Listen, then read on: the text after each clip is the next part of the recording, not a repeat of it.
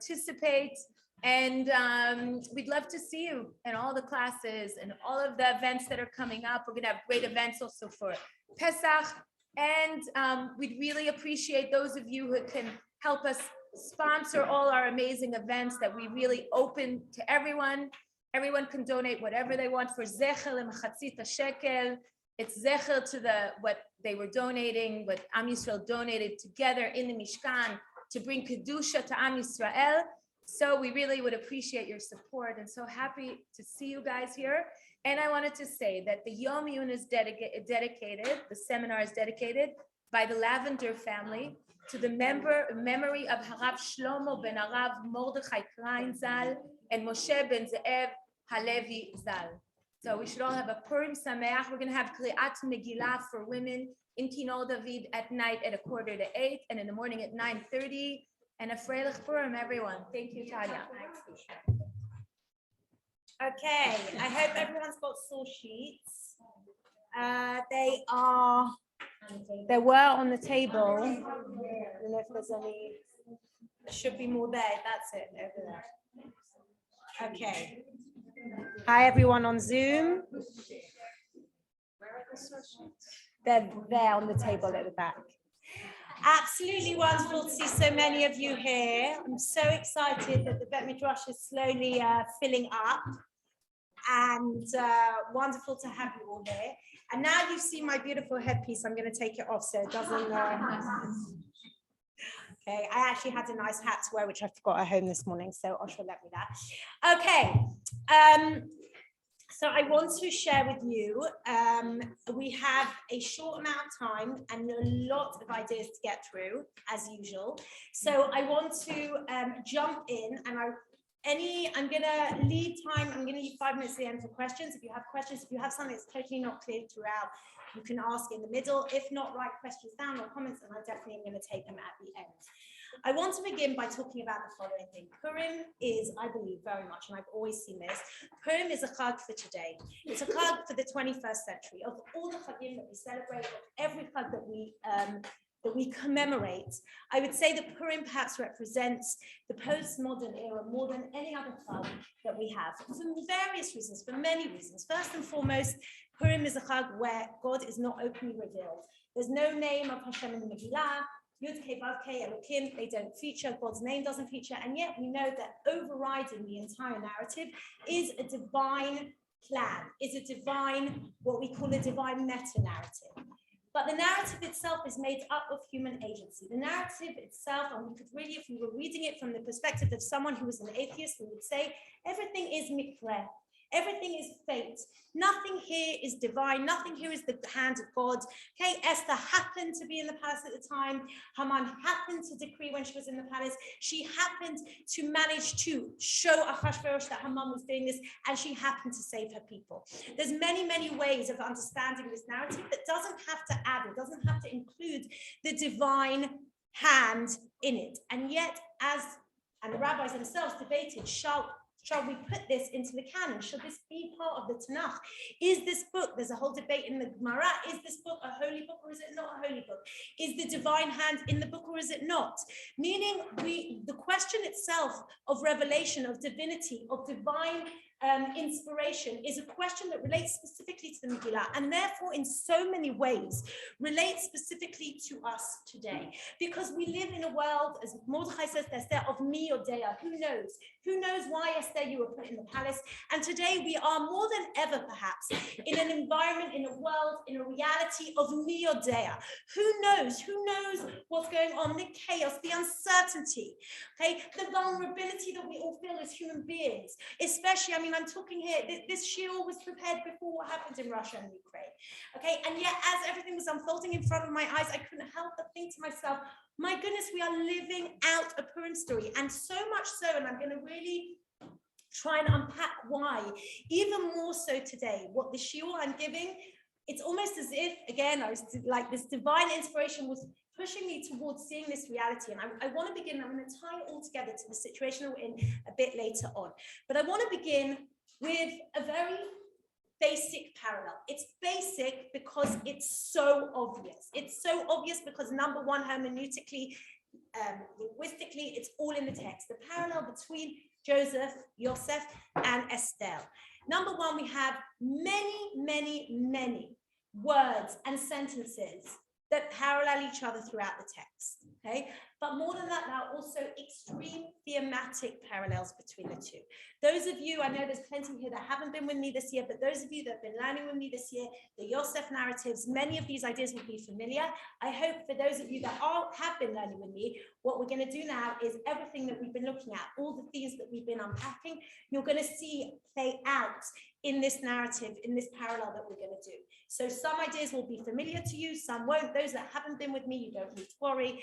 I'm going to be unpacking it as we go anyway. I want to begin with the following parallel. I want to first and foremost talk about the two protagonists. The two protagonists of the story, okay, Yosef and Esther, both are taken away from their home involuntarily. Yosef is taken away by his brothers, okay, and sent away by his father, and then his brothers put him into the pit and he's exiled. Esther, again, is taken away by Hashverosh and taken into the palace. They're both exiled from their homes. Okay. What's interesting again in both of those stories is that both of those stories are kind of taking place with the theme of exile overhanging. Yosef pulls everybody into exile. They go into the first exile to Mitzrayim. And Esther's story takes place in exile. So all the time we're seeing these stories of being in a home environment, not in a home environment, okay, being settled. Again, what maybe Jordan Peterson will call the dichotomy of order and chaos, right? The order being the home, being the herd, being where I belong, and the chaos being taken away, the exile, the out, the stranger, not knowing who I am. Okay, both of those themes play out throughout. Both of them are propelled into a position of power by their looks. There's something about the way that they look, which we're going to see in a second and more inside. Both of them are given other names. By the way, each of their names that they are given, which is also very, very important, means something to do with hiddenness. Okay, Safnat Parneach, which is what Yosef was called, means, according to the Rambam, the interpreter of hidden things. And Esther, Panai, God is going to hide my face. Esther comes the word hiddenness. Both of them have, again, this theme of hidden, of revealed and hidden. In both of the stories, there's clothes that are being ripped. I'm going to see this all the time. And again, there's many other things. They both rise to a position of power that allows them to retain their people ultimately and bring unity to their people. And they both seek the welfare of their fellow Jews from a position of power. Rabbanit Malka, how wonderful to see you. Please move closer to the microphone. Sorry, yes, sure. I'll try and bring it nearer. So in all of these situations, we have Yosef and we have the two protagonists, Yosef and Esther, both of whom are moving in similar directions. And what I want to understand, my aim here is, now first and foremost, to unpack the parallels between the two, to try and understand and see how the parallels play out. But more than anything is to understand why. Why are there parallels between Yosef and Esther? And what could those parallels teach us? Not just for them, not just to understand the stories that we're reading, but more importantly, what is their edifying content for us today? In what way do these parallels speak to us today? And as I said to you already, I prepared this shir before what happened in the world, before Ukraine and Russia, and yet every single part of it speaks to me as if it was a message to us today. And I really believe that more than ever, that is exactly what the Purim story is. So I want to begin by looking at source number one. Source number one and source number two, in fact, the whole of the first part of the shiur is talking about the idea of beauty and love and almost one-dimensional, superficial, external beauty and how it plays out in both of these stories. So if you look at source number one, v'yazov kol asher lo biyad Yosef lo yada itamo ma ki im lachem asher uchav yi Yosef yafeh toar v'yafeh mar'ah. Yosef, okay, was in the house of Potiphar and described at that moment as being beautiful, okay, as being beautiful form and fair to look upon, meaning there was an external beauty, there was something that was very, very enticing about Yosef, okay? And then we know that afterwards, but the wife of Potiphar tries to seduce him. And what happens? If you look at Pasuk Chet, no, before that, sorry. Oh no. Okay, that's not the source. Okay, let's continue. Look at source number 2, exactly the same description for Esther. Okay. איש יהודי היה בשושן הבירה, ושמו מרדכי בן יעל בן שני בן קיש איש ימני, והיא אומן אסתר את הדסה היא אסתר בת דודה, כי אין לה אב ואם, והנערה יפת תואר וטובת מראה. Yeah, exactly the same words. ובמות אביה ואימה לקם מרדכי לא לבד. Who else, by the way, is described as for יפת תואר and יפת מראה? Not in exactly those, what Rachel. Okay, and as we know, okay, Yosef is the son, and so is Esther also. Okay, Rachel is also described in that way. There's something about compelling. There's something compelling about their external beauty. I want to just point out one other thing. Here we have, we're going to see a bit later on, both Esther and Yosef are called Na'al. Na'al and Na'ara. And that's going to be super important for us to understand the transformation that happens to both of them. Okay. Now, there's something even more shocking, and that's in source number 3. When Paro is describing his dream, how does he describe the cows? יהי ביקש לאותם ימים פרעה חלום והנה עומד על היאור והנה מן היאור עולות 7 פרות יפות מראה ובריאות בשר ותראינה באכלו והנה 7 פרות אחרות עולות אחריהן מן היאור רעות מראה. How are the cows described? Okay, so I'm asking a question here. What do you think yafot mar'ah means? Because a cow, with all due respect to the animal activists, right? A cow really is very unlikely to be beautiful inside. Not to his mother. What was that? Not to his mother. Not to, maybe to his mother, exactly. Okay, meaning there's something here that the text is pulling us to see.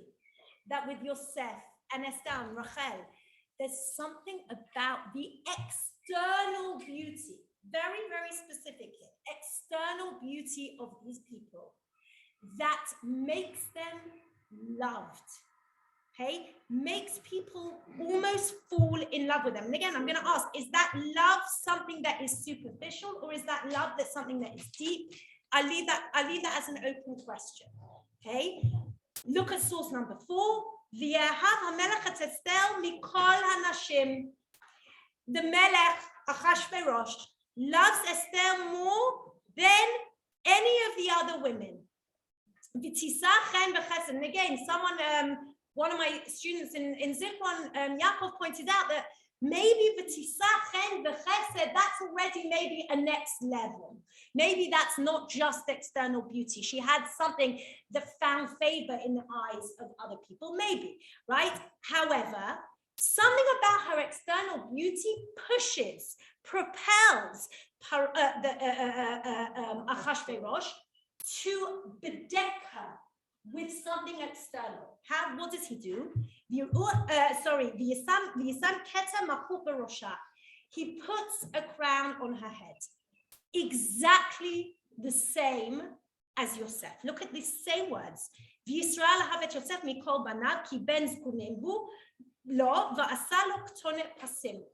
The love that Yaakov has for Yosef causes him to give him something external, to bedeck him with some kind of external clothing that allows him to look even more beautiful. Okay, so again, what are we seeing here? We're seeing here something very, very powerful. We're seeing here that both Yosef and Esther have beauty that is external. How do we know it's external beauty? Because the cows are described in the same format. They have something that causes other people to love them, to be attracted to them somehow, in some dimension. And more than anything, and this is really the key here, there's an element of Yosef and Esther who are also attracted to their own beauty. There's something about them that they connect, or that they, we say the clothes make the man. That maybe they also think the clothes make the man. Yosef gets the coat, he's loved, he's a na'al, and according to Rashi, what does a na'al mean? He looks in the mirror and is vain and checks his eyelashes, right? What Rashi speaks about. There's something about their external beauty that even they themselves have become aligned with.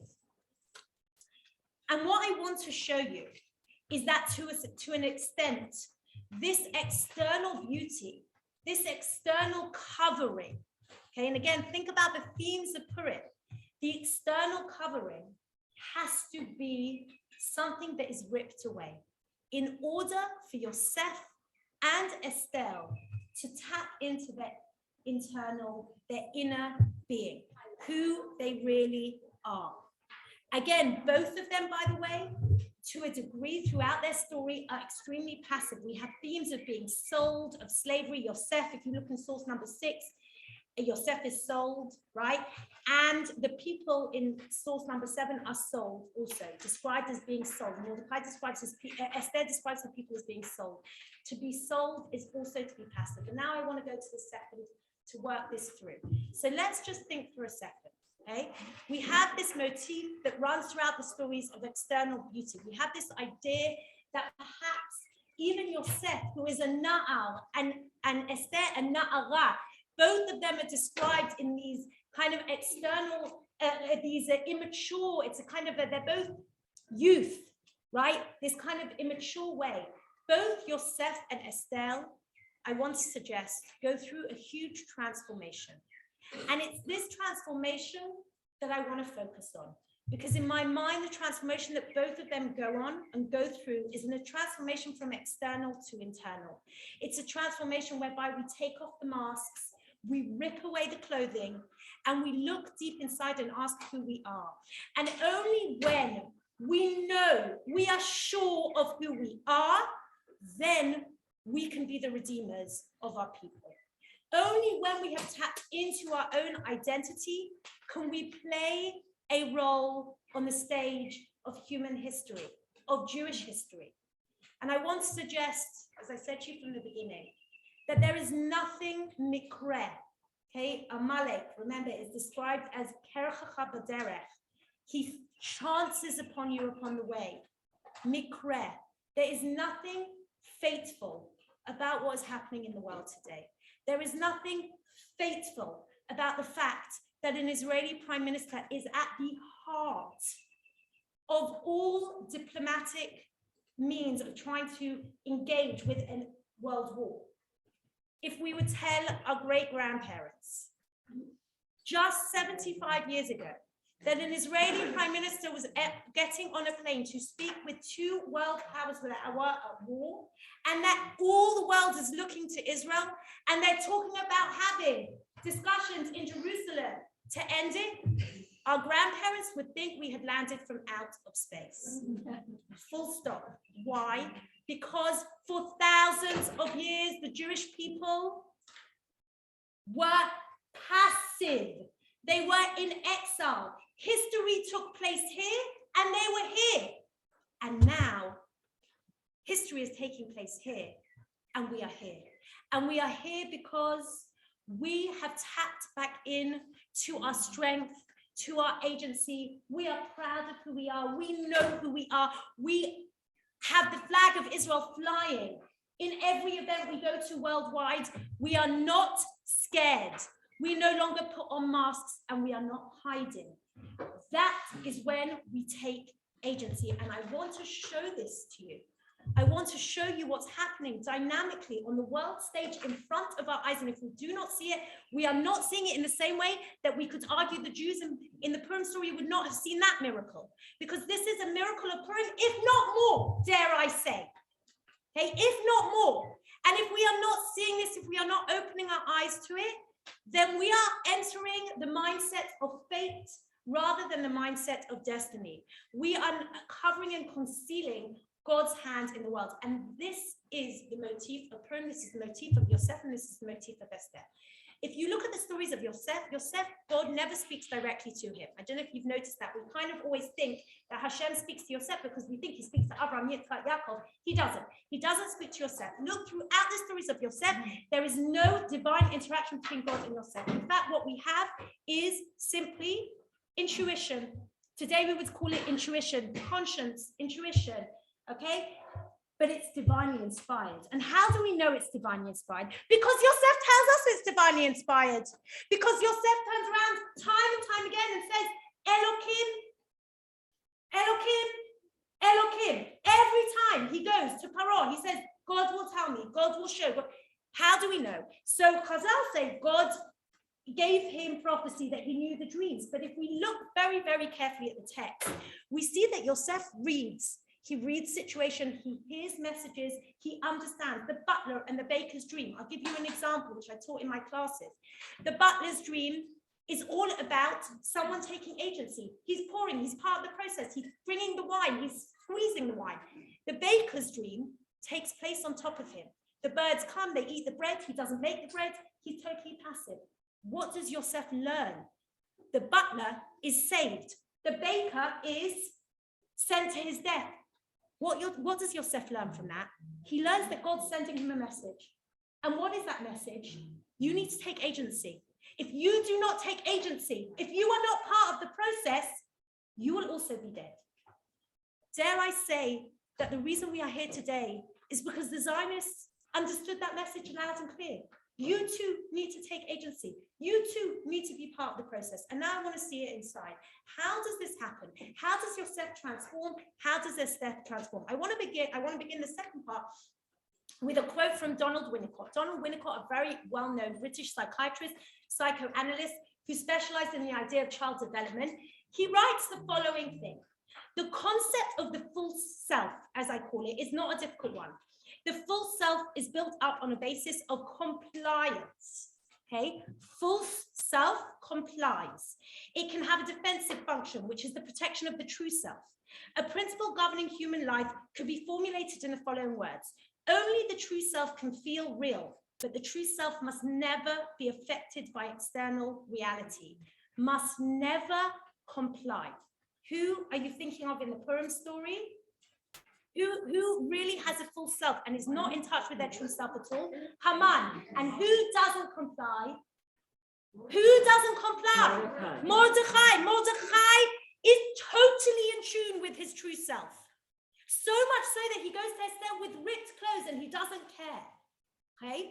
When the full self becomes exploited and treated as real, there is a growing sense in the individual of futility and despair. I remind you of what Haman does after everything is in his hands and how only Mordechai hasn't bowed down to him.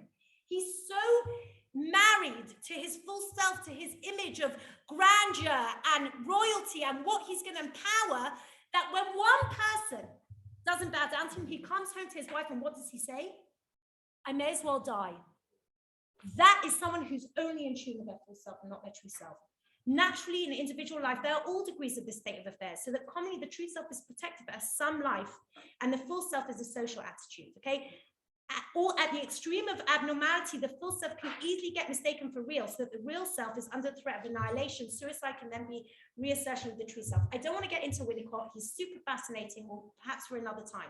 But Winnicott, much like many of the psychiatrists, psychologists, psychoanalysts at that time, Freud, etc., speak about a divided self. And the divided self for Winnicott is what he calls the true and full self. But for Winnicott, you have to have both. You have to have a self, a social self that you present to the world, and you have to have a self that you're in touch with, a true self inside, that you really know who it is. And there has to be a medium, there has to be a level, a degree to which what you present as a reflection of elements of your true self.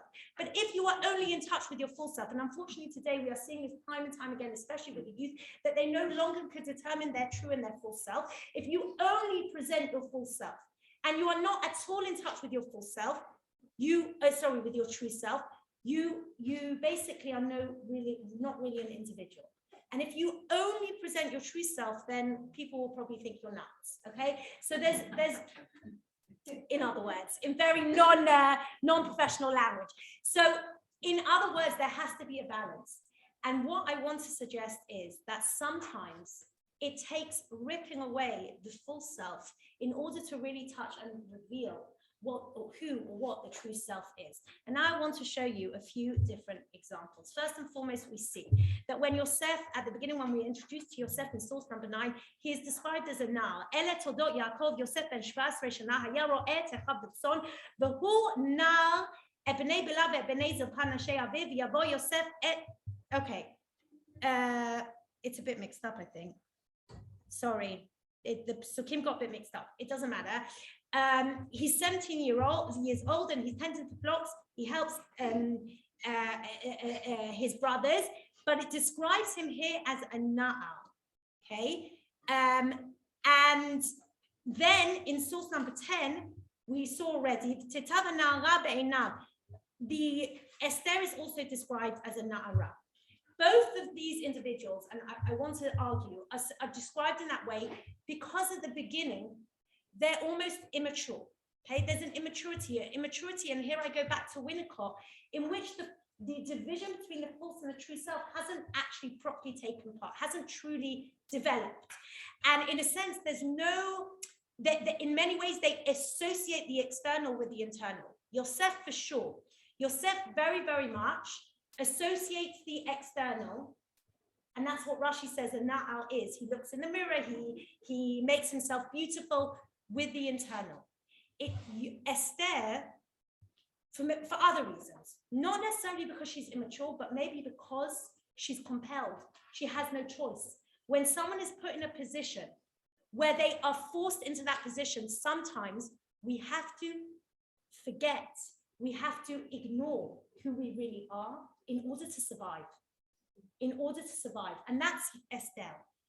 Yosef's development from a Na'al to someone who's really in touch with their true self is a longer transformation. It takes what I call two mountains and valleys. I'll explain in a minute.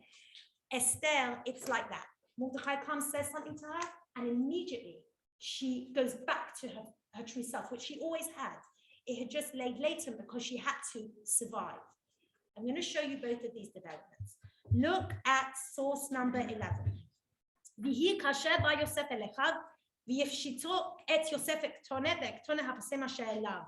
The first time we see with Yosef, he has his clothes, his ketonet, and the ketonet, what does the ketonet represent? It represents his beauty. It represents the external. It represents that love of his father, which we questioned. What is the essence of that love? But for Yosef, the essence of that love is the external, is the gift, is the coat. The brothers rip the coat from him and they throw him into a bowl. Again, look at source number 12. This happens after he's come out of the bowl and he's sold to the house of Potiphar. And there, ויהי כיום הזה ויבוא הביתה לעשות מלאכתו ואין איש מאנשי הבית שם בבית ותתפשר בבגדו לאמור שכבה עמי ויעזוב בגדו בידיו וינס ויצא החוצה. 3 times the verse tells us he goes outside. Okay, he comes home, she rips his clothes off him, he goes out. ויהי קראתו כי עזב בגדו בידיו וינס החוצה. Again, the clothes are left in his hands, he goes outside. ותקרא לאנשי ביתה תאמר להם לאמור ראו הביא לנו איש עברי לצחק בנו בא אליי לשכב עמי ויקרא בקול גדול. Okay, this man came, look, they brought him his. Oh, I'm sorry, I forgot that I meant to be scrolling down on here. Thanks. 1 second, I'm in source number 12. Okay. She's saying, look, they brought this Israelite and he's come to play with me and he's playing with me and he's not doing as I want him to do. And she claims that he came to rape her, right? When I raised my voice and I cried, his beged was left with me, his coat, his whatever, his dress was left with me, and he went outside 3 times. The talk of ripping clothes being left, and going outside. 3 times we're told. Yosef, this is a transformatory moment. The first transformatory moment was when he was put into the bowl, when the brothers ripped his clothes off. He then comes out the bowl. And what are we told, by the way, when Potiphar comes to him? He turns around and he says, I can't do this. He says, I can't do it to my Baal, to Potiphar, but I also can't do it. I fear God. And I think it's Rashi or the Midrash there speaks about the fact that he saw Yaakov in the mirror. What does that tell us? It tells us that Yaakov recognizes that he is tapping into his inner self. What is my inner self? My inner self is my identity, who I am, what values I hold, what values I possess, where I belong, where I'm going. Yosef at that moment knows he is not just looks. He is not just the external. He is not just about survival. He is not just about self-gratification and satisfaction. Yosef is far more than all of that. And for that very reason, the text describes him as going outside, as having the beged ripped off him, as recognizing that he no longer needs to be just the external. He needs to look deeper into himself. And then look at Esther. Source number 13, my favorite part of the Megillah. Mordechai yada et kol asher nasa, v'yikra Mordechai et bgadav. He rips his clothes. V'yilbash sak ve'efer v'yatza b'toch ha'ir v'yiz'ak za'aka gdola u'mar'a. There is no holding Mordechai back. Mordechai throughout the story is somebody who is 100% in line with his inner self, if we use it Winnicott's analogy. 100% knows who he is, what he's fighting for. There is no doubt in Mordechai's mind. And he has no problem in ripping his clothes when he hears what's going to happen to his people and going outside the palace in sackcloth, something that no one does. But he came to the Shah HaMelech in sackcloth, even though you shouldn't. The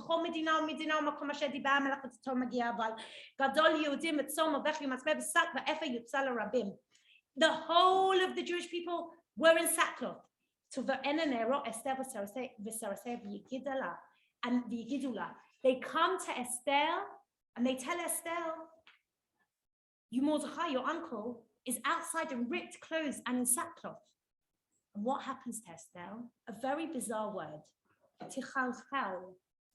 Okay, it's a word that is basically not used, I think maybe only once, if not twice.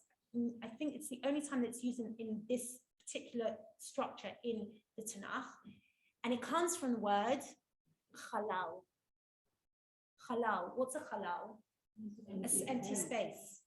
All of a sudden, by the way, it translates as she was anxious, I think, exceedingly pained, terrible translation, right?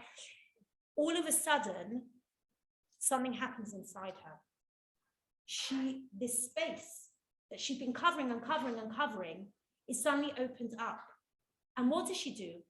Because it's very painful when we're suddenly hit with our inner self. When someone reveals to us what our true identity is, what our true calling is, what our true responsibility is. What does she do?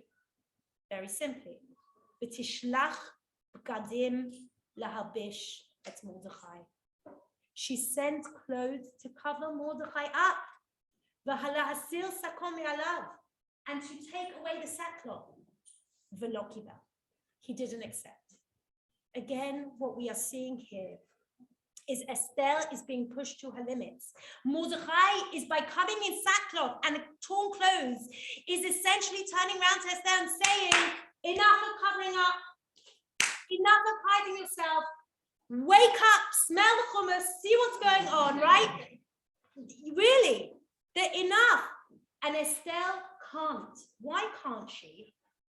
Not because she's immature like Yosef. Yosef had to go through a process of maturity. He had to learn his inner self. Esther knows her inner self, but Esther's doing what? She's ignoring it. She's suppressing it. She's covering it up. Why? Because she's scared. Because she's fearful. Because she needs to survive in an environment that is truly an environment of life and death. And she says to Mordechai, cover yourself up. You're going to get killed. Cover yourself up. What are you doing? And Mordechai says, No, I am willing to sacrifice myself. I am willing to put myself on the line for the good of my people. And that's exactly what Esther recognizes, which we're going to see in a minute. Okay. Again, what's so fascinating, I just want to show you two examples here of where you have people putting on clothes where the clothes really make no difference to them. And that's why they can put them on. Mordechai, in source number 14, Haman wanted the clothes of the king. Why? Because he wanted the external. He wanted the grandeur and the pomp and the ceremony and the power that the clothes gave him. Not for the clothes, not for, when we think about the motif of clothes, the Kohanim, not for the grandeur of God and not for the grandeur of humanity and the dignity that clothes bestow unto a human being. No, he wanted them for power. And that's why the clothes were taken from Haman and given to somebody who really understood what dignity of clothes are, because they were in touch with their inner self, and that's Mordechai. Mordechai, in the end, ונתן הלבוש והסוס על יד איש משרי המלך הפרטמים, והלבישו את האיש אשר המלך חפץ ביקרו, והרכיבו הסוס ברחוב העיר, ויקראו לפניו, ככה יעשה לאיש אשר המלך חפץ ביקרו. That's why Mordechai can put the clothes on. And when can Yosef put on the clothes of royalty? Much later on, once he's gone through the dreams and the interpretations and he understood that everything is from God. He understood that to make his life whole, he has to take agency. He understood that he is the one to dignify himself and God in this world. And only then does he come out the ball, he changes his clothes before he comes to Paro, and right at the end, in source number 17, יצר פרעה את טבעתו מעל ידו, וייתן אותו על יד יוסף, וילבש את בגדו שת, וישם רבד הזהב על צווארו. He takes all the clothing of royalty and he puts it on Yosef. And why can Yosef have those clothes? Why are those clothes never ripped off him? They're never ripped off him. All the other clothes are ripped off except those. Why? Because already at that point, Yosef is true to who he is. He understands that his looks, that his externality do not make the man. The man is made by who I am, but what I'm willing to sacrifice for others by who I am. And I want to suggest that this entire transformation happens because they have moved from a mode of apathy to a mode of empathy. They've moved from seeing the other as an object to seeing the other as a subject. And we're going to have to run through, I'm not going to read every source, but I'm going to follow through with you the various themes. So look at source number 18. In source number 18, we can see that in Achashverosh and in Mitzrayim, everything is about the object. Good, okay, even the way that Paro describes good. Yaseh Paro b'nifrad kadim al ha'aretz v'chumashet ha'aretz Mitzrayim b'sheva shnei tzeva. ויקבצו את כל אוכל השנים הטובות הבאות האלה. Okay, so they gather people, they gather Pidim to gather all the food in the 7 years of plenty. Look at Ramadayan. This was all good in the eyes of Paro. What is good in Egypt is prosperity, is goods, okay? Is prosperity, is goods, is all the things that make life. Oh, Tammy, there's a problem with the page. Okay, all the things that make life on the outside, right? Good. Look also, exactly the same words, exactly the same thing. Look in source number 19 in Esther. Okay, there's also, they appoint officers to gather. In Egypt, they're gathering food. Look at the identical words, by the way. In Egypt, they're gathering food. Here, what are they gathering? Women. But both of those things are objects. You understand? Both of them are objects. There is a total lack of empathy, of seeing the other as other. There's a lack of seeing anything deeper besides for what's on the external. Women are objects for me for self-satisfaction. Food is an object for self-satisfaction. And again, and it was good in the eyes of the king in both Egypt and in Ahasuerus in Persia. In both of these cultures, what is good is not what we see as good today, justice and empathy and care and responsibility. What is good in both of these cultures is what? Is objects of externality, of things for my own self-satisfaction. And this is when the turnaround happens. The nahafochu in both the story of Yosef and in the story of Esther happens when the human beings take agency, when they move from passive actors to active actors, when they remember who they are and where they came from. It is no surprise that in both in the story of Yosef and in the story of Achashverosh, the moment of the turnaround, the nahafochu moment happens when there's dreams in the night. Paro has a dream, and that's the minute that Yosef is propelled to power. Who else has a dream that can't sleep? Achashverosh. And in both of those cases, there is the word zikaron. Look at source 20. He remembers the book of remembering. Suddenly, it's not just about the externality. Suddenly, it's not just about self-satisfaction and looking at the outer. Suddenly, his memory comes to the fore. Suddenly, hold on a minute. Maybe something happened. Maybe I need to look backwards to know what to do in the present. Look at source 21. And he describes it, and then all of a sudden, who remembers Yosef? The butler. The butler who had taught Yosef everything Yosef needed to know remembers Yosef. At that moment of dreaming, he's remembered. And that is the moment we see in both of those stories, the movement from fate to destiny. Rav Soloveitchik has a beautiful essay called The Effect, in which he speaks about the notions of fate and destiny. Fate is when I can't control anything, I'm passive, okay? I'm an object, things happen around me.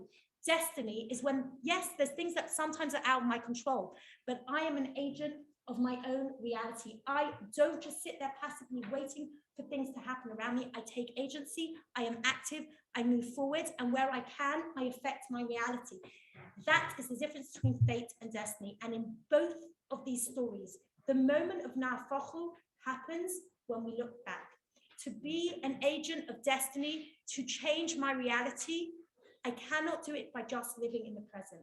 I have to do it by holding on, by allowing the past to be an edifying function of my reality. If I do not see where I came from, who I am, what values I built myself on, the history of my people, the history of my family, I am no one at all, and I have no ability to be a subject. That is the one movement that we see in both of these stories of looking backwards, of recognizing that we need to remember. The second movement, okay, is the movement of activity, is the movement when I realize I need to be active. If you look at source, for example, in sources 24 and 25, you can see the word karahu, right? Which reminds us very much of the mindset of Amalek, which is fate, and in source 25, okay, when the brothers come back to Yaakov, and again, they're also the brothers in some kind of mindset of fate. We have no ability to do anything. In fact, Yaakov turns around at one point and says to them, what are you doing looking at each other? Go down to Egypt and get food, right? Yaakov says to them, why are you not being active here? Why are you so passive, right? Turnarounds happen when we recognize the power that we have. And again, I go back to chapter 4 in Esther. This continues from where we've left off. Do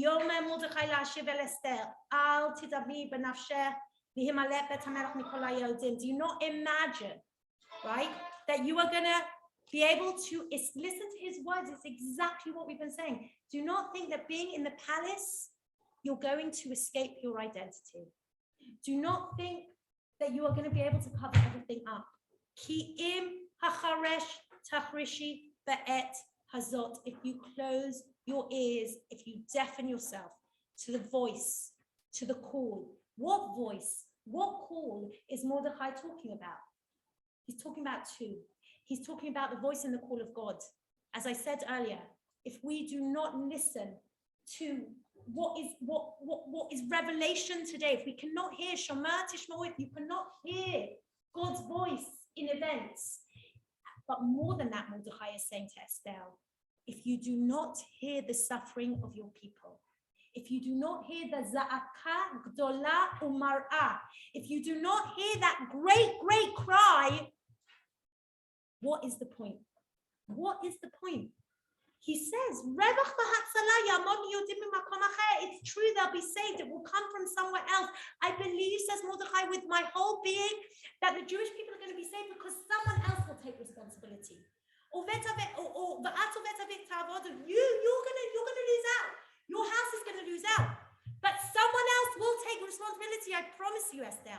Only if you do, you can be the one to save your people. Who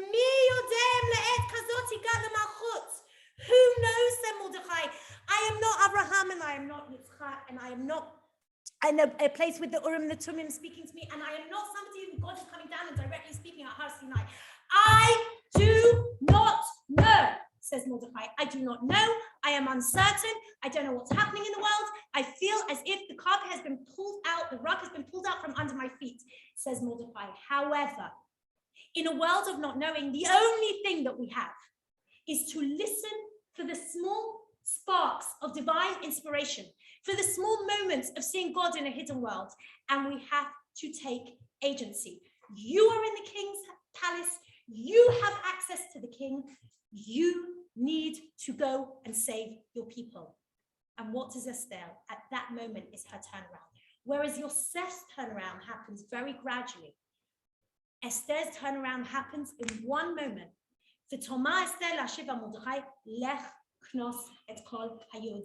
She says to him, go and tell the people they need to fast alive for me. Meaning what? She recognizes that not only in order for her to be an active agent, she needs others need to do things for her. There has to be sacrifice in every area of what is happening. And the seeing, the realizing, the opening one's ears and eyes to the fate, to the destiny of her people, to the cries, to the suffering. At that moment, she rips away her clothes of royalty, her coverings, and she taps into who she really is. If you look at source number 27, again, right at the end, where Yosef also turns around to the brothers when they say to him, are you going to take revenge on us? And he turns around and he says, in Pasuk Yutet, V'yom alehem Yosef, al tira'u ki atachat Elohim ani. Yosef turns around and says, am I in the place of God? Va'atem chashavtem alai ra'ah, Elohim chashva l'tova. L'man aseh kayom hazeh lachyot am rav. He turns around and he says to him, I know, says Yosef, that this was all part of the big plan. God didn't come down to tell me. I don't have direct prophecy, but I am certain and I am sure that I was in this position and that I was here in order to save all of you. I want to read with you Rabbi Eliezer Berkovitz in his book, Faith After the Holocaust. And there he sees and he says, where do we see the hiddenness of God? Why is God hidden? The hiding God, says Eliezer Berkovitz, is present, though man is unaware of him. He is present in his hiddenness. Therefore, God can only hide in this world. But if this world were altogether and radically profane, there would be no place in it for him to hide. He can only hide in history. Since history is man's responsibility, one would in fact expect him to hide, to be silent while man goes about his God-given task. Responsibility requires freedom, but God's convincing presence would undermine the freedom of human decision. God hides in human responsibility and human freedom. What a profound message. That it is in the very hiding of God that we find the imperative to act. That in the moment where God is hidden, that is the moment where we are truly free.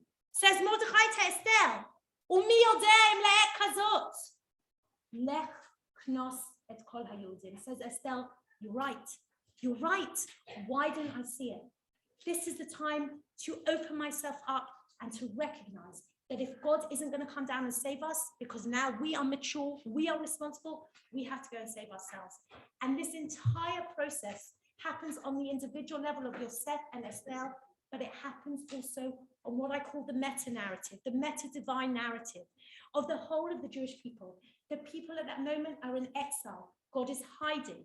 The people in the story of Yosef, God is also hiding. There's no open prophecy in the story. And yet in both of those stories, there's many subjective narratives in those stories, by the way. Yosef's story, if you look, is full of subjective narrative, people telling the same story from different directions. If you look in the book of Esther, the same thing. But if you open the whole thing up, as we have to do, by the way, when we read the Megillah, has to be totally open when we read it.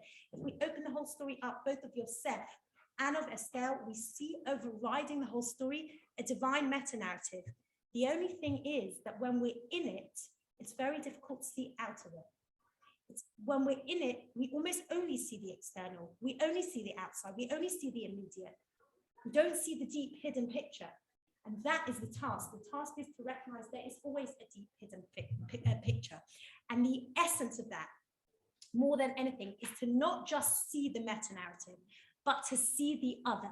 In the heart of the Yosef story and at the heart of the Esther story is the movement from apathy to empathy. I'm not going to read Emmanuel Levinas with you. We don't have time. It would take about 10 minutes just to read him and explain him. So we're going to skip Emmanuel Levinas. But Emmanuel Levinas is a very, very well-known 20th century philosopher who spoke about the idea of ethics coming through the face-to-face encounter. The moment we look at the face of the other and we recognize our empathy for the other, that is the moment where we have an ethical imperative to the other. In Source 31, Rabbi Nachum Liebtag, again, I'm not going to read it inside, my teacher, he speaks about the idea that the reason why the Jews were in exile Bichlal in the Purim story was because they hadn't heard the call to go back to Eretz Israel. Okay, Chagai and Zechariah, they'd already gone back. People had called them back and they hadn't. And what Rav Liebtag says here is there was an apathy. There was an apathy to hearing God's call to going back and rebuilding the Bet HaMikdash. In Yosef's story of the brothers, there is an apathy, obviously, for the brothers to Yosef. They don't hear his calls from the ball. They don't see him. They see the dreamer and they throw him in the pit. There's no empathy. There's no seeing the other. But it also works the other way around. Yosef comes, he tells his dreams to the brothers. They get very distressed. He doesn't see their distress. So much so, he comes and tells his dreams again. Another dream. There's no seeing the other. There's no hearing the other. There's no recognizing the empathy for the distress of the other, both on the part of Yosef and on the part of the brothers. And obviously in the Purim story, there is a total apathy on the part of the Jewish people and on the part of all the players in the story, Achashverosh and Haman, etc., etc. In both of these stories, we see a reversal from apathy to empathy.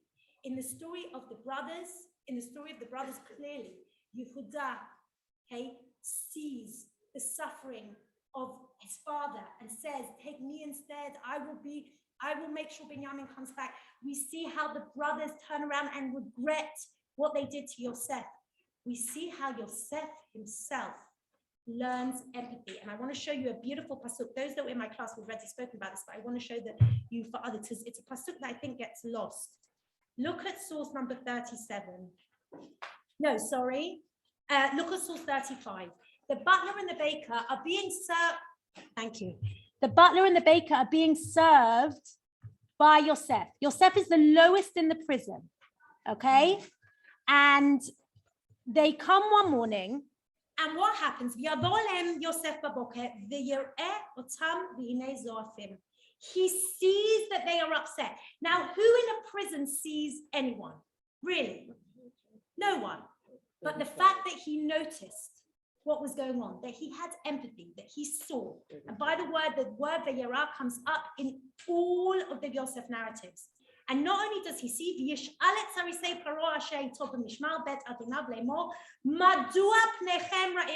again, if you can't hear, those of you that are familiar with Moshe at the burning bush, you'll hear the same thing.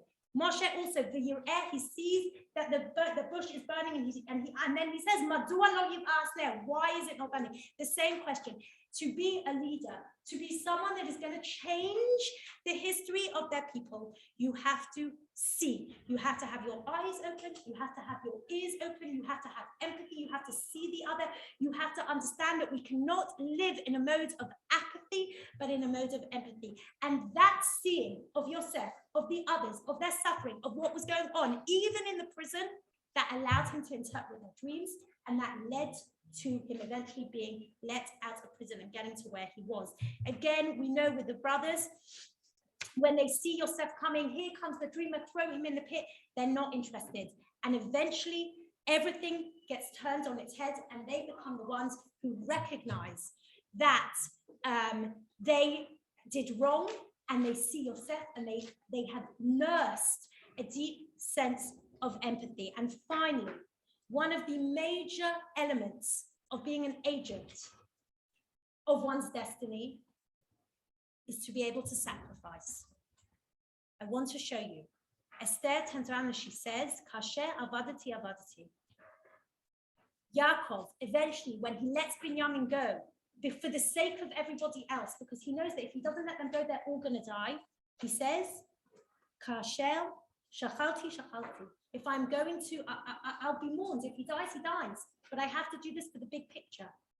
That is what it is to sacrifice for the other. If you look at Heschel in source, one second.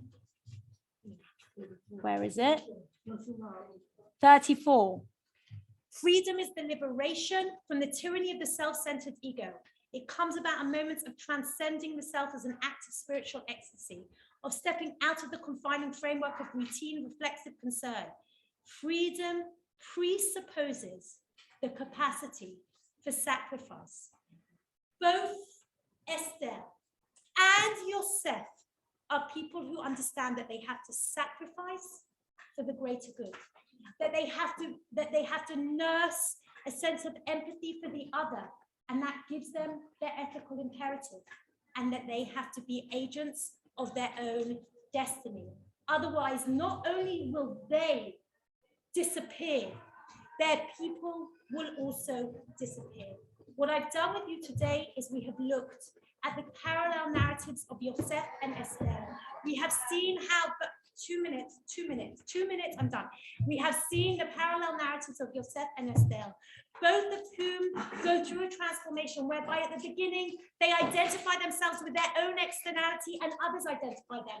They're seen as objects. People in the stories are seen as objects, and they move and they transform to see others as subjects and to see themselves as subjects.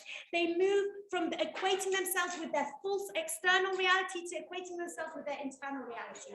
And in doing so, they affect everyone else around them, and they become the agents on the stage of human history, which is what we are seeing today in front of our very eyes. The Purim story is not something that happened thousands of years ago. It is something that is happening today in front of us, but all we need to do is listen to Mordechai. Im hacharesh tafrishi be'et hazot. We need to not deafen ourselves to the call of God in human history. Chag Sameach. Thank you all. Thank you.